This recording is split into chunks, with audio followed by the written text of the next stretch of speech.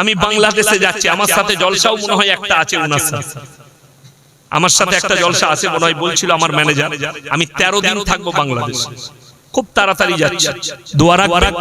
বাংলাদেশে আমার 13টা প্রোগ্রাম আছে। হুজুর মোবাইলে বক্তা মিজানুর রহমান আজহারির আওয়াজ শুনি, উনি বলেছেন আমাদের নবী মুহাম্মদ সাল্লাল্লাহু আলাইহি ওয়াসাল্লামের কোরআনের কোনো অক্ষর জ্ঞান ছিল না, এটা কি বলছেন? আসসালামু আলাইকুম ওয়া রাহমাতুল্লাহ। আপনারা দেখছেন সোহানু শেখ ইসলামিক ভয়েস। উম্মি ছিলেন। উম্মি শব্দের অর্থ মূর্খ নয়। কথাটা বুঝতে পেরেছেন না পারেন? যদি উনি মূর্খ বলে থাকে, একটা কথা বলি, উনি যেটা বলেছেন নবীজি লেখাপড়া জানতেন না, তার পেছনে লজিক আছে, লজিকটা বুঝিয়ে দিই তাহলে বুঝে যাবে। আমি ইয়াসিন এখন বক্তব্য দিচ্ছি না দিইনি, এখন আমাকে যিনি নুরানি কায়দা পড়াইছে কিংবা অ পড়িয়েছে, সে যদি আসে, সে বলবে না ইয়াসিন আমার ছাত্র? কথা বলে না, আমি তার ছাত্র, সে বলবে গর্ব করে ইয়াসিন আমার ছাত্র, তাহলে তার কাছে আমি ছোট না বড়? কথা বলে ছোট। যদি আমাকে অ পড়িয়েছে তারপরে আমার স্কুলের একজন মাস্টার রবি বাবু, তিনি বর্ধমান থেকে বাসে যাচ্ছে, অনেক দিন আগের ঘটনা, আমার স্কুলে চাকরি করতেন, এখন রিটায়ার হয়ে গেছে। তো আমি সিটে বসে আছি, উনি এসে চাপলেন কলেজ মোড় বলে এক জায়গায়, আমার স্কুলে যাবেন আমার গ্রামে, আমি যাচ্ছি আমার গ্রাম পাশে। তো পাশে দাঁড়ালেন, আমি উঠে গেলাম, স্যার চেয়ারে বসে। সে আমাকে বললে আরে তুমি হুজুর হয়ে গেছো, হিন্দুদের কিন্তু শ্রদ্ধা করতো, আরে এত বড় মানুষ, ধার্মিক, হ্যাঁ ধর্মগুরু, আমি বসতে পারি না, তুমি বসো। আমি না স্যার আপনি বসুন, আপনি আমার গুরুজন, আপনি বসুন। আমি ধরে বসালাম ওনাকে। তো আমি যতই বড় হয়ে যাই, তিনি আমার শিক্ষক, আমি ছোট। এখন যদি মুহাম্মদ সাল্লাল্লাহু আলাইহি সাল্লামকে কেউ যদি পৃথিবীতে শিক্ষা দিত, সে কি বলতো? আল্লাহর নবী আমার ছাত্র, বলতো না? বলতো না? তাহলে কি হতো? নবীজিকে ছোট করা হতো না? হতো। ওই জন্য যতগুলো নবী পয়গম্বর আছে, কেউ কি মূর্খ বলা যাবে না। একটা নবী পয়গম্বরও দুনিয়াতে শিক্ষা গ্রহণ করেনি, সকলের শিক্ষক হচ্ছেন আমার আল্লাহ নিজে। জোরে বলুন সুবহানাল্লাহ। নবীজি পৃথিবীর মধ্যে শ্রেষ্ঠ, হয়তো তিনার বলার মধ্যে ভুল, তা না হলে আপনার বুঝার মধ্যে ভুল। নবীজি দুনিয়াতে লেখাপড়া শিখেননি, যার কারণে তিনি কথাটা এইভাবে বলেছেন যে তিনার আক্ষরিক জ্ঞান ছিল না, যেহেতু দুনিয়াতে কারুর কাছে পড়ালেখা শিখেননি। দ্বিতীয় নম্বর দলিল, নবীজি নিজের হাতে কোরআনগুলো লেখেননি, মুখস্থ করতেন, সাহাবীদেরকে বলতেন, সাহাবীরা গাছের ডালে লিখে রাখতেন, পাতায় লিখে রাখতেন, এইভাবে বিভিন্ন জায়গায় লেখা ছিল। আপনারা কি জানেন এই যে আমরা কোরআনটা পড়ছি, আপনার মসজিদে রাখা আছে, বাড়িতে, এই কোরআনটা একত্রিত কে করেছে? কিছুই জানো না? কে বললে? হযরতে উসমান গনি রাদিয়াল্লাহু তাআলা আনহু। কে বললাম? হযরতে উসমান গনি রাদিয়াল্লাহু তাআলা আনহু, তিনি একত্রিত করেছেন কোরআনটা। এইরকম বহু সাহাবী লিখেছেন, নবীজি বলেছেন, কিন্তু নবীজিকে যখন আল্লাহ ওহী পাঠিয়েছেন, নবীজির ব্রেনের সঙ্গে সঙ্গে বসে গেছে, আল্লাহ বসিয়ে দিয়েছেন। জোরে বলুন সুবহানাল্লাহ। নবী হচ্ছেন পৃথিবীর শ্রেষ্ঠ শিক্ষক। যদি কেউ মূর্খ বলে থাকে, সে যে বক্তাই বলুক, সে জানবেন অজ্ঞ, ইলম কালামের দিক দিয়ে জ্ঞান নেই। নবীজি উম্মি ছিলেন। উম্মি মানে দুনিয়ার বুকে কারুর কাছে লেখাপড়া শিখেননি, তার মানে মূর্খ নয়, তার মানে অশিক্ষিত নয়। উম্মি মানে হচ্ছে লজিক। যেমন নবীজি দুনিয়া ছেড়েছেন না ছাড়েননি? দুনিয়া থেকে বিদায় নিয়েছিলেন। তো নবীজি দুনিয়া থেকে বিদায় নিবার পরে নবীজি জানাজার নামাজ কে পড়িয়েছিলেন? আলেমরা ছাড়া আপনারা বলুন। আলেমরা কেউ বলবেন না, মাযহাব তালবিনরা বলবেন না, আপনারা বলুন জানাজার নামাজ কে পড়িয়েছিলেন? কথা বলে বলে দিলেন। নবীজি সাল্লাল্লাহু আলাইহি সাল্লামের জানাজার নামাজ ইমামতি কেউ করেননি। নবীজি মৃত্যুর আগে অর্ডার দিলেন সাহাবীদেরকে, আমি দুনিয়া ছাড়ার পরে তোমরা একা একা নিয়ত করে জানাজা পড়ে নিবে। নবীজি যদি কেউ কি দায়িত্ব দিতেন, আমি মরে যাওয়ার পরে আমার জানাজা পড়বে, তাইলে সে বলতো নবীজি যখন আমাকে অর্ডার দিয়েছে, নবীজি চলে যাওয়ার পরে তোমাদের মধ্যে থেকে আমার গুরুত্ব বেশি।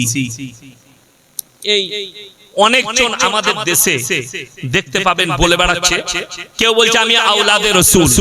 নবীজির একটাও আওলাদ দুনিয়াতে নবীজি সাল্লাল্লাহু আলাইহি ওয়াসাল্লামের একটাও আওলাদ দুনিয়ার বুকে জীবিত ছিল না। কেউ যদি বলে আমার বংশ অমুক সাহাবী, আবু বকরের বংশ, উমরের বংশ, উসমানে গনির বংশ, মানা যাবে। কেউ যদি বলে আমি আওলাদে রাসূল, মিথ্যাবাদী, ঝুঠা। হ্যাঁ, হযরতে ফাতেমাতুজ জাহরা রাদিয়াল্লাহু তাআলা আনহা তিনি ছিলেন মেয়ে, হযরতে আলীর বংশধর হবে, নবীজির নয়। বিটির তরফ থেকে বংশ ধরা যায় না ছেলের? ছেলে কথা বলতে আমার দুটো বিটি, আমি যদি মরে যাই আমার বংশ থাকবে না, তাদের বংশ হবে, যেখানে বিয়ে হবে তাদের বংশ হবে। ইয়াসিনের বলবে না যে আওলাদে ইয়াসিন বলা যাবে, যেহেতু আমার তো মেয়ে, আমার তো ছেলে নেই, আমার বংশ হবে আমার ভাই পড়া। আমার বংশ কারা হবে? আমার ভাই পড়া, যার সঙ্গে আমার ভাইয়ের সঙ্গে রক্তের সম্পর্ক, আমার বন্ধুগণ, আমার ভাই। ওই জন্য মাথায় রাখবেন, যে বলেছে বুঝতে ভুল, বলতে ভুল। যদি মিজানুর রহমান আজহারী আমার, অর্থাৎ কেউ যদি এই ধরনের বলে যে নবীজি মূর্খ, ভুল, কিন্তু নবীজি লেখাপড়া করেননি, এটা একদম সহি হাদিস। নবীজি দুনিয়াতে কারো কাছে লেখাপড়া শিখেননি। যদি নবীজি নিজে লেখাপড়া জানতেন তাহলে কোরআনটা লিখতেন সাহাবীরা না নবীজি নিজে? কিন্তু হাদিস থেকে সাবিত নেই নবীজি কোরআন লেখেননি, সাহাবীদেরকে শুনিয়েছেন, আশেপাশে সাহাবীরা লেখালেখি করেছেন। ওই জন্য আমার ভাই, প্রত্যেকটা ভাইকে অনুরোধ করব, হাত তুলে বলুন আজ থেকে 5 ওয়াক্তের নামাজি হব, জোরে বলুন ইনশাআল্লাহ। জিন্দেগিটাকে সাদাসিধি গুজার করুন, যত সরল করবেন, যত কঠিন করতে চাইবেন বিপদে পড়বেন। 5 ওয়াক্তের নামাজি হন, 5 ওয়াক্তের নামাজি, হালাল খান, হালাল পথে চলুন, তাহাজ্জুদ গুজার হন, বিবিকে ছেলে মেয়েকে পর্দায় রাখুন, বাড়িতে ইসলামিক কৃষ্টি কালচার নিয়ে আসুন, জান্নাতের 8টা দরজা আপনার জন্য খুলে দেওয়া হবে। আর আপনি চেষ্টা করবেন আমার পরিবারে যেন হারাম খানা না ঢুকে, হালাল। আপনি সারাদিন আলু বিক্রি করুন, আলু বিক্রি করে যদি আপনার 100 টাকা লাভ হয়, হালাল টাকা, আপনি মরে যাওয়ার পরে ছেলের কাছে 1 টাকাও থাকবে না, আপনি 1 টাকাও রেখে যাবেন না। খালি ছেলেকে মানুষ করেছেন, ছেলে মরে যাওয়ার পরে বুক ফুলিয়ে রাস্তায় বলতে পারবে আমার বাপ 1 টাকা হারাম খাইনি, গর্ব করে বলবে। আপনি বলুন তো, কারোর বাপ যদি জিন্দেগি ভর সুদ খেয়ে মরে যায়, বেটার সামনে না বলতে পেলেও পেছনে বলে সুদখোরের বেটা, বলবে না? বলবেন সুদখোরের বেটা, সুদ খায়। যার বাপ মদ বিক্রি করে মারা গেছে, ওর বাপ মদ ব্যবসা করতো, ও কি কথা বলবে? কথা বলার কি আছে? ওদের পয়সাটাই হারাম পয়সা, বলে না? বলে না? তাহলে লোকে তাকমা দিবে। এটা তার থেকে ভালো আলু বিক্রি করুন, সবজি বিক্রি করুন, হালাল ব্যবসা করুন। ব্যবসার মধ্যে আল্লাহ বরকত রেখেছে, জোরে বলুন সুবহানাল্লাহ। আপনি দেখুন, যারা কাপড়ের ব্যবসা করে, যারা আলু পেঁয়াজের ব্যবসা করে, যারা ধান চালের ব্যবসা করে, আল্লাহ বরকত রেখেছে। কেন? ব্যবসায় বরকত আছে, সুদেতে বরকত নাই, হারাম। হারাম জিনিসে আল্লাহ বরকত রাখেনি। ব্যবসা হালাল, আল্লাহ ব্যবসাকে হালাল করেছে, ব্যবসার মধ্যে বরকত আছে।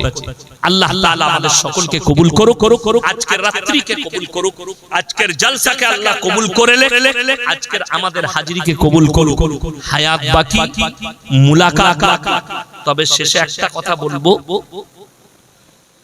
সামনে আমাদের আজকেই দেখলাম এসআইআর এর মানে আর কি প্রতিক্রিয়া শুরু হয়ে গেছে, প্রতিক্রিয়া শুরু হয়ে গেছে। অনেকজন বলছেন আতঙ্কিত হবেন না। আমি আপনাদেরকে খালি একটা কথা বলে যাব, প্রত্যেকটা গ্রামের বুদ্ধিজীবী যারা আছে, বিশেষ করে যারা নেতৃত্বে আছে, তারা প্রত্যেকটা ভাইয়ের হেল্প করুন। সে বড়লোক গরিব, ধনী দরিদ্র, মুসলিম অমুসলিম যারাই আছে, তাদের কাগজপত্র কিভাবে বেরুবে, কিভাবে ঠিক করা হবে, তাদের কাছে কিভাবে যে কাগজটা লাগবে সেই কাগজটা তার কাছে কিভাবে পৌঁছাবে, এই দায়িত্ব গ্রহণ করুন। আমি বলছি যারা গ্রামের নেতৃত্ব আছে, আপনাকে কেউ কি বলতে হবে না, মানুষ ছুটে গিয়ে আপনাকে এমনি ভোট দিবে, আপনি হেল্প করুন, ভালো কাজে আদেশ করুন, অসৎ কাজে নিষেধ করুন। মানুষের যারা উপকার করে আল্লাহ তাদের মঙ্গল করে। তাই আমাদের এই সময় উচিত এক মুমিন আর এক মুমিন ভাইয়ের আমরা উপকার করব।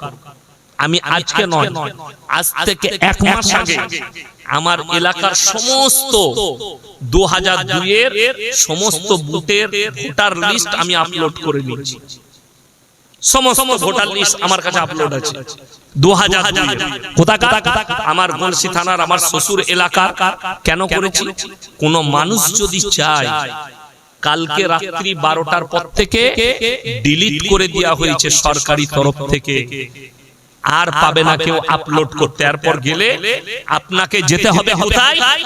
অনলাইনের দোকানে যারা আপলোড করে রেখেছে। এরপরই তো পয়সার খেলা। কিসের খেলা বললাম? পয়সা। যখনই গিয়ে বলবেন আমার বাপের নামটা বার করে দিত, 150 টাকা লাগবে, কিন্তু বার করতে 1 টাকা খরচ নেই। ঠিক বললাম? 1 টাকা খরচ নেই।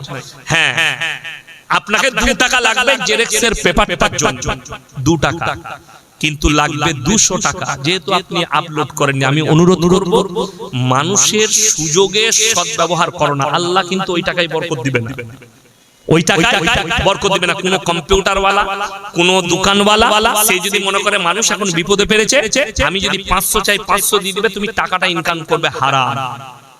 100 টাকা লাগ। আপনি বলতে পারেন চাচা ওটা তো 1 টাকা খরচ, আমি এত কষ্ট করে বার করলাম, খুশি করে কিছু দাও। সে 50 টাকা দিলে তোমার লাভ কেন? কাগজটার 1 টাকা দাম, 1 টাকা জেরক্সের দাম 2 টাকা, তুমি 48 টাকা ফ্রি পাচ্ছ। মানুষ খুশি করে তোমাকে 50 টাকা দিবে।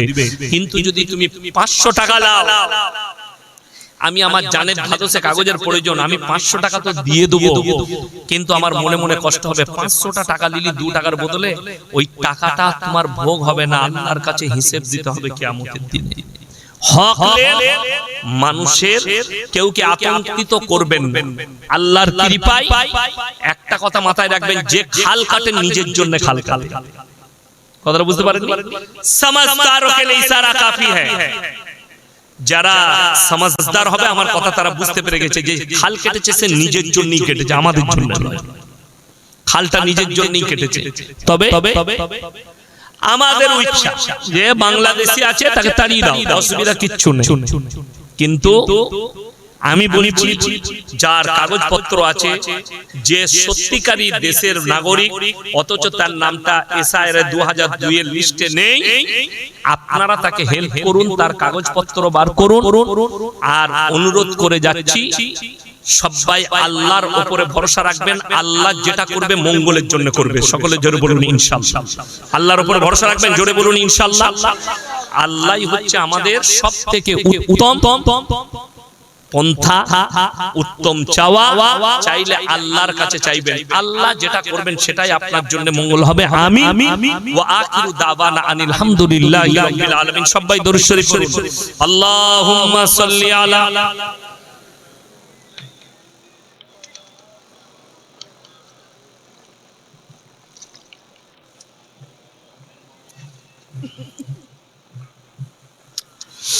ربنا آتنا في الدنيا حسنة وفي الآخرة حسنة وقنا عذاب النار ربنا لا تزغ قلوبنا بعد إذ هديتنا وهب لنا من لدنك رحمة إنك أنت الوهاب।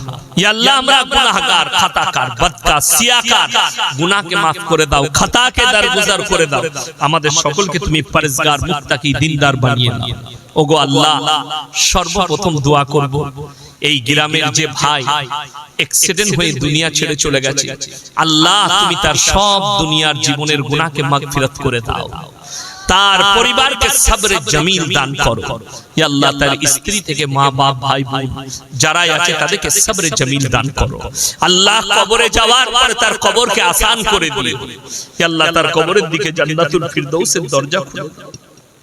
ইয়া আল্লাহ, আমাদের সকলে যে ভাইয়েরা, মায়েরা, বোনেরা আমরা হাত তুলেছি, হাত তোলার পূর্বে বিগত জীবনের সমস্ত সগীরা কবীরা, জাহিরি বাতিনি, দিনের দিবালে, রাতের অন্ধকারে, জেনে অজেনে যত পাপ করেছি সব তুমি ক্ষমা করে দাও। আমাদের পূর্বপুরুষ যারা দুনিয়া থেকে চলে গেছে তাদের কবরের দিকে জান্নাতুল ফিরদৌসের দরজা খুলে দাও। ওগো আল্লাহ, যেভাবে চললে তুমি রাজি খুশি হবে সেইভাবে তুমি চলার তৌফিক দান করো। ওগো আল্লাহ, জানি না তুমি কাকে ভালোবাসো। কত উলামায়ে দ্বীন হাত তুলেছেন, কত মুরব্বি বাবাজি, তুমি যাকে ভালোবাসো তার মুখের দিকে তাকিয়ে আমাদের দোয়াকে কবুল করে নাও। আজকের এই জলসাকে যে ভাইয়েরা মেহনত করে দিয়েছে, আল্লাহ তুমি তাদের জানে মালে ইজ্জতে বরকত দাও। কারোবারে ব্যবসা বাণিজ্য রুজি রোজগার মুসলমানের জন্য সুদ খাওয়া হারাম না হালাল?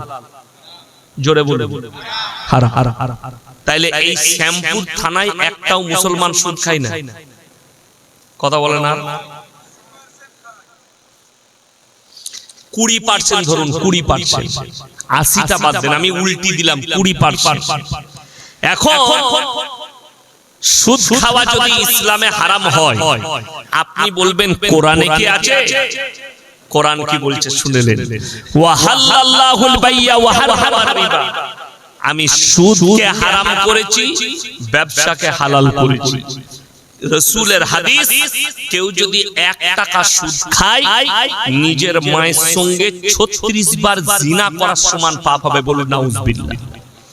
যে লোকটা সুদ খাচ্ছে, আল্লাহর রাসূল বললেন যে হারাম জেনে যে মুসলমান সুদ খায় সে যেন আল্লাহর সঙ্গে যুদ্ধ ঘোষণা করলো, রাসূলের সঙ্গে যুদ্ধ ঘোষণা করলো। আচ্ছা বলুন, আল্লাহর নবী এবং আল্লাহর সঙ্গে কেউ যদি যুদ্ধ ঘোষণা করে সে মুসলমান থাকতে পারে? কথা বলে, সে মুমিন থাকতে পারে? পারে না। দুঃখটা ওইটাই, জিন্দেগি ভোর সুদ খাচ্ছে। নাম্বার 2, মদ খাওয়া হারাম না হালাল? হারাম। এই বোতলে যদি মদ থাকে এটাকে স্পর্শ করা হারাম আপনার জন্য, স্পর্শ করা। আমি শ্যামপুর থানায় দেখিয়ে দেবো মুসলমান মদ পান করছে, মুসলমান মদ বিক্রিও করছে। ঠিক বললাম না? যদি বলেন প্রমাণ বা হাই রোডে চাপে আমার সঙ্গে, কোলাঘাটের দিকে চলুন, আর এই দিকে আপনি দুর্গাপুরের দিকে আমার রোডে চলুন, খালি দেখিয়ে দেবো মুসলমান হোটেল করেছে, হারাম করে লাইসেন্স নিয়ে মদ বিক্রি করছে, অথচ এই জানে হারাম। লটারির টিকিট হারাম না হালাল? হারাম। আপনি কটা মোড়ে নেবেন? শ্যামপুর বাজারে দেখিয়ে দেবো, উলুবেড়িয়ায় দেখিয়ে দেবো, বাগনানে দেখিয়ে দেবো, পাঁচলাই দেখিয়ে দেবো, রানীহাটিতে দেখিয়ে দেবো, অঙ্কুরহাটিতে দেখিয়ে দেবো মুসলমান কাউন্টার করে লটারি বিক্রিও করছে, কাটছেও মুসলমান। ঠিক বললাম না? আচ্ছা বলুন, এগুলো সব হারাম। এখন এরা ছাড়ছে না কেন? এরা জানে যত রকমের পাপ করবি কর, যা করবি কর, হুজুররা এসে মিলাদ পড়িয়ে জান্নাতে দিবে। তোর হুজুরও মার খাবে, তুই তো খাবি খাবি। লেখে আচ্ছা লিয়াসুন তো, একটা কোন হুজুরের ফতোয়া, মৌলবীর ফতোয়া সারা জিন্দেগি ভর হারাম জেনে সুদ খেয়েছে, জিন্দেগিটা ওইভাবেই কেটে গেল সুদ খেয়ে। এই লোক মারা গেল, মরে যাওয়ার পরে এইভাবে যদি এই হুজুর দোয়া করে কিংবা ওই হুজুর দোয়া করে, লোকটা জান্নাতে যাবে। একটা দলিল দেন তো আমাকে। কোন বাপের বেটা হুজুর থাকলে তাকে স্টেজে ডাকে না মাঝে মাঝে, এইভাবে দোয়া করলে সুদখোর জেনে শুনে সুদ খেয়েছে, জান্নাতে যাবে। দুঃখটা কখন লাগে জানেন? যখন শুনতে পায় আমার এলাকার বেশিরভাগ ছেলে লরি চালায়, ট্রাক, বালির লরি, পাথরের লরি সব নিয়ে আসে, লরি চালাচ্ছে। খবর পেলাম রাতের বেলায় আমার এলাকার অমুক গ্রামের অমুক ছেলেটা ডানকুনিতে অ্যাক্সিডেন্ট হয়ে মারা গেছে, নাহলে ধুলাগড়ে টোলের আগে অ্যাক্সিডেন্ট করেছে, মারা গেছে। ফজরের নামাজ পড়ে তার বাড়িতে গিয়ে বসলাম চেয়ারে, গ্রামের লোকরা আছে, দুঃখ প্রকাশ করছে। একজনকে জিজ্ঞেস করলাম, ভাই অ্যাক্সিডেন্ট করেছে, গাড়ি চালাতে গিয়ে ঘুমিয়ে গিয়েছিল রাত্রে? বলে হুজুর না, 3-4 বোতল একবারে মদ টেনে দিয়েছিল, দিয়ে অ্যাক্সিডেন্ট করেছে। আপনি ভেবে দেখুন তো। অথচ তার পরিবার, আমরা সবাই জানি জানাজার নামাজ হচ্ছে, নামাজে সূরাতে মাইয়াতের মাগফিরাতের দোয়া হয় না? কবরে আমরা মাটি পড়ার দোয়া বলি, তার মাগফিরাতের জন্য বলি না, নিজের মাইয়াতের তার কবর জিয়ারত হয়। সে চলে গেল, তার পরিবার আমরা এক কাছে হয়ে মিলাদ পড়িয়ে তার লেগে দোয়া হয়, খানা হয়, তার লেগে মাদ্রাসা তালিব ইলমকে দাওয়াত দিয়ে কোরআন খানি হয়। আপনি ভেবে দেখুন, যদি একটা মাতাল জিন্দেগি ভর মদ খেয়ে জীবন কাটিয়ে দিল, তার নামে যদি কোরআন খানি করে দোয়া করে জান্নাতে পাঠানো যায়, একটা লোক জিন্দেগি ভর সুদ খেলো, সুদ খেয়ে মারা গেল, আর হুজুররা যদি মিলাদ পড়িয়ে দোয়া করে তাদেরকে জান্নাতে ভরে দেয়, তাহলে আল্লাহর রাসূল সাল্লাল্লাহু আলাইহি সাল্লামের চাচা যান কি অপরাধ করলো? কথাটা বুঝতে পেরেছেন না পারেন? হযরতে নূহ নবীর সন্তান কি অপরাধ করলো? তারাও তো কলমা পড়েনি, আল্লাহকে মানেনি। আর আপনি যদি বলেন ছেলেটা তো মুসলমান ঘরের, যদি মুসলমান ঘরের ছেলে হওয়ার কারণে যদি সে জিন্দেগি ভর সুদ খায় আর মুসলিম ঘরে ছিল, তার কারণে যদি সে জান্নাত পায়, তাহলে তসলিমা নাসরিন তো জান্নাত পাবে। কথাটা বুঝতে পেরেছেন না পারেন? ওয়াসিম রিজভী তো মুসলিম ঘরে জন্ম নিয়েছে, জান্নাত পাবে। এরকম পৃথিবীর যতগুলো হারামের আওলাদ যারা ইসলামের বিরুদ্ধে বলছে, তারাও তো জান্নাত পাবে। যেহেতু তারা যেরকম রাসূলের দুশমন, এই সুদখোরটাও ওই রকমই আল্লাহর এবং রাসূলের দুশমন। এখন আমি জলসা করে চলে যাব, সকালবেলায় আপনার এলাকার চায়ের দোকানগুলো খোঁজ নেবেন, সুদখোর মাল কটা আমাকে গাল দিবে, ও বাজে হুজুর, ওকে দাও দিবি না। তো তুই গালি দিলে কখনো সুদ হালাল হবে না? হবে? আমাকে গালি দিলে, আমাকে গালি দিলে সুদ হালাল হবে না। সুদ হালাল করতে গেলে তোমাকে আল্লাহর কাছ থেকে করিয়ে নিয়ে আসতে হবে, যেহেতু আমার আল্লাহ হালাল বলেছে। সুদকে হালাল করতে গেলে রাসূল সাল্লাল্লাহু আলাইহি সাল্লামকে দুনিয়ায় আবার আসতে হবে, হাদিসটাকে পাল্টিয়ে যেতে হবে।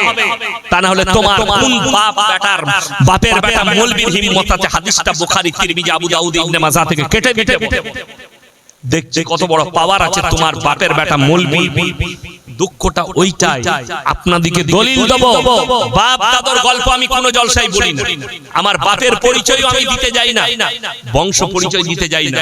আমি চাই মানুষ যেন রাসূলকে চিনে, তার আদর্শকে চিনে, ইসলামকে যেন মানুষ চিনতে পারে। আচ্ছা বলুন তো, নবীজি সাল্লাল্লাহু আলাইহি সাল্লামের থেকে দামি লোক পৃথিবীতে কেউ আছে? কিয়ামত পর্যন্ত আসবে কেউ? যদি কিয়ামত পর্যন্ত কেউ না আসে, নবীজি সাল্লাল্লাহু আলাইহি সাল্লাম খবর এলো, ইয়া রাসূলুল্লাহ, আপনার চাচা যান মারা যাবে। মরণাপন্ন অবস্থায় নবীজি ছুটলেন, চাচার হাতটা টিপে ধরে বললেন, চাচা গো, আমি মুহাম্মদ আল্লাহর নবী, তোমার ভাইপো, তুমি একবার খালি কলমাটা পড়ে নাও, আমি আল্লাহর কাছে তোমার জন্য কেঁদে কেঁদে ক্ষমা চাই। নবীজি সাল্লাল্লাহু আলাইহি সাল্লামের চাচা যান কি উত্তর দিল জানেন? উত্তর একটাই এলো, হে আমার ভাইপো, আমি যদি বার্ধক্যে কলমা পড়ি, লোকে বলবে মৃত্যু ভয়ে কলমা পড়েছে, আমি কলমা পড়তে পারবো না। আমার আল্লাহ জিবরিল আমিনকে পাঠালেন আয়াত নিয়ে, ইন্নাকা লা তাহদি মান আহবাবতা ওয়ালাকিন্নাল্লাহা ইয়াহদি মান ইয়াশা। হে আমার নবী, হিদায়াতের দপ্তরটা সকলে বলুন কার হাতে? আল্লাহর হাতে। আমার হাতে আমার ইচ্ছা নেই, তোমার চাচা কলমা পড়তে পারবে না। কোরআন, নবীজির চাচা কলমা পড়তে পারে, দুনিয়া ছেড়ে চলে গেছে, রাসূলের চোখে পানি, আল্লাহর হাবিব সাল্লাল্লাহু আলাইহি ওয়াসাল্লাম এরপরে আল্লাহর কাছে হাত তুলে বসলেন, দোয়া করতে লাগলেন, কি বলে? ওগো আল্লাহ, তুমি আমাকে যতদিন না নিষেধ করবে, আমি আমার চাচার জন্য কেঁদে কেঁদে ক্ষমা চাইবো। নবীজি ক্ষমা চাইছেন চাচার জন্য, দোয়া করছেন। আচ্ছা বলুন তো, নবীদের দোয়াকে আল্লাহ কবুল করেন না করেন? করে। কিন্তু এইখানে কোরআন শুনেলেন, নবীজি দোয়া চাইছেন কার জন্য? যে চাচা কলমা পড়ে যায় নাই, যে চাচা মুশরিক হয়ে মারা গেছে, যে চাচা বদ্দিন হয়ে মারা গেছে, সেই চাচার জন্য নবীজি দোয়া চাইছেন। আল্লাহ আবার জিবরিল আমিনকে পাঠালেন, কি বলে? মা কানা লিন নবিয়্যি ওয়াল্লাযিনা আমানু আন ইস্তাগফিরু লিল মুশরিকিন ওয়ালাউ কানু উলি কুরবা। হে আমার নবী, তাদের জন্য উচিত হবে না কোন মুসলমানের জন্য যারা মুশরিক হয়ে বেঈমান কাফের হয়ে মারা গেছে, তাদের জন্য দোয়া করা, যদিও সে তোমাদের নিকটতম আত্মীয় হয়। নবীজিকে আল্লাহ নিষেধ করে দিলেন, নবীজির হাত নেমে গেল, দোয়া বন্ধ হয়ে গেল, চাচার জন্য দোয়া করতে পাইনি। আর ইয়াসিন কোন ক্ষেতের মুলি, আমাকে দেশি মুরগি পরোটা খাইয়া 10,000 টাকা দিয়ে তোমার বাপের মিলাদ পড়িয়ে আমি তোমার বাপ জিন্দেগি ভর সুদের উপরে জীবন কাটিয়ে জান্নাতে পাঠাই। আজকে কষ্টটা কোথায় জানেন? আমাদের সমাজে আজকে নাস্তিকেরও জানাজার নামাজ হয় না গ্রামে বাস করছে কার ঘরে হাজী সাহেবের বেটা নাস্তিক আল্লাহ মানে না রাসূল মানে না মাসলা শুনলেন যদি সমাজে প্রকাশ পেয়ে যায় হাজী সাহেবের বেটা হোক হুজুরের বেটা হোক আলেমের বেটা হোক সাধারণের বেটা হোক সে যদি প্রকাশ পেয়ে যায় এই ছেলেটা নাস্তিক সে বসবাস করছে মুসলিম ঘরে তার মা তাহাজ্জুদ গুজার তার বাপ তাহাজ্জুদ গুজার সে মুসলিম ঘরে বসবাস করছে অথচ সে আল্লাহ মানে না রাসূল মানে না নাস্তিক ধর্মে বিশ্বাসী নয় এই ব্যক্তি যদি মারা যায় তার আর জানাজার নামাজও পড়া যাবে না কবরস্থানে তার দাফন করা যাবে না কেন কি করবেন চাষের যদি জমি থাকে জমিতে কোন জায়গায় পুঁতে দিবে তাকে সারের কাজে লাগবে শরীয়তের কাজে লাগবে কিসের কাজে লাগবে বললাম সার মানে ধান একটু ভালো হবে ফসল ভালো হবে কিন্তু শরীয়তের কাজে লাগবে না শরীয়তের কাজে লাগতো যদি আমার আল্লাহকে বিশ্বাস করতো জানাজার নামাজ মুমিনের জন্য হবে কার জন্য বললাম মুমিন যে আল্লাহকে বিশ্বাস যে রাসূলকে বিশ্বাস করে যে কোরআনকে যে ফেরেশতাকে যে আমার আল্লাহকে যে পরকালকে বিশ্বাস করে যে ঈমান এনেছে এই ঈমানদারের জন্য জানাজার নামাজ যে আল্লাহ মানে না রাসূল মানে না আচ্ছা বলুন তো যে আল্লাহর রাসূলকে মহব্বত করবে সেই লোক কখনো বেনামাজি হতে পারে কথা বলেন বেনামাজি রাসূল বলেছেন যার নামাজ নাই তার মধ্যে ইসলাম নেই আপনাকে আমি রাস্তায় দেখিয়ে দেব আমাদের দেশের কিছু গুটকাখোর বেরিয়েছে বড় বড় পোস্টারে আই লাভ ইউ মোহাম্মদ লিখে রাস্তায় র্যালি করছে কিন্তু হারাম করে এক ওয়াক্তের নামাজ পড়ে প্রমাণ দেব এই মহব্বতটার কি দাম ফেসবুকে আপনাকে দেখিয়ে দেব মুসলিম যুবকরা ফেসবুকে লিখছে কি জানেন আমাদের বাবরি মসজিদ চলে গেল বুকটা ফেটে যাচ্ছে তুই কাঁদছিস বাবরি মসজিদের জন্য আর তোর মসজিদ কাঁদছে তোর জন্য তুই জীবনে নিজের গ্রামের মসজিদে নামাজ পড়তে যাস না দুঃখটা বুঝতে পেরেছে তাহলে এই দুঃখের দাম কি আছে আল্লাহর কাছে দাম তো তার মুহাম্মদ সাল্লাল্লাহু আলাইহি সাল্লামকে ভালোবাসার প্রথম প্রমাণ হচ্ছে জিন্দেগিতে তার নামাজ কাজা হবে যদি বলেন কেন বুখারী শরীফের হাদিসে আছে নবীজি সাল্লাল্লাহু আলাইহি সাল্লামের ওয়াফাতের হাদিস ওয়াফাত মানে দুনিয়া ছাড়ার আগে riwayate আছে নবীজি এত অসুস্থ দুজন সাহাবীর কাঁধে হাত রাখলেন পাগুলো ছেঁচুড়ে নিয়ে গিয়ে মসজিদে নববীতে দাঁড় করালেন নবীজি নামাজ আদায় করলেন সেই সময়ও নবীজির নামাজ মাফ হয়নি আর আমাদের সমাজের কিছু ছেঁচড়া যুবক আছে নেমো খারাপ আছে চায়ের দোকানে বসে 3 ঘন্টা গল্প করছে হারামখোর গুটকা চিবাচ্ছে তাকে নামাজের কথা বলুন বলছে আমার সময় নেই ঠিক বললাম না ভুল বললাম